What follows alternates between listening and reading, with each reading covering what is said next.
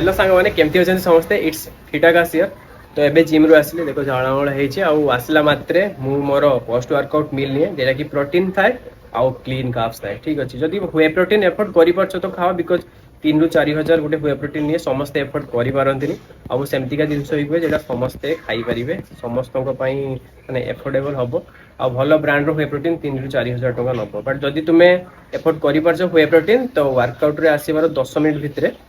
whey protein गोटे scoop P दियो muscle break down होता है तो मसल भीतर एंटर करे प्रोटीन आउ मसल ग्रोथ होबार चांसेस बेसी थाए बट जे माने करि पारनो से मानको भाई अछि सीधा सादा पोस्ट वर्कआउट मिल आनिछि देखो एमती बने की खाओ भाई प्रोटीन अछि फुल कार्ब्स अछि फुल हेल्प करियो मसल ग्रोथ रे तो रुटी देखो दुटा बासी रुटी अछि तुमे फ्रेश करके खाई पारे मते बासी रुटी खाइते भल लागे तो मु खाउछु अंडा गुटे सिझै की रखा हिचे आलू को चारि फाळ करा हितला ताको भी सिझा हिचे आ ये सोयाबीन अछि 100 ग्राम 100 ग्राम अच्छी आपको बस टिके मैगी मसला टिके बिलाती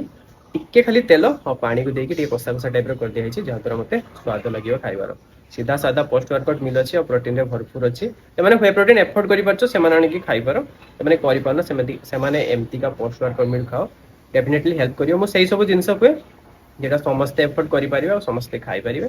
तो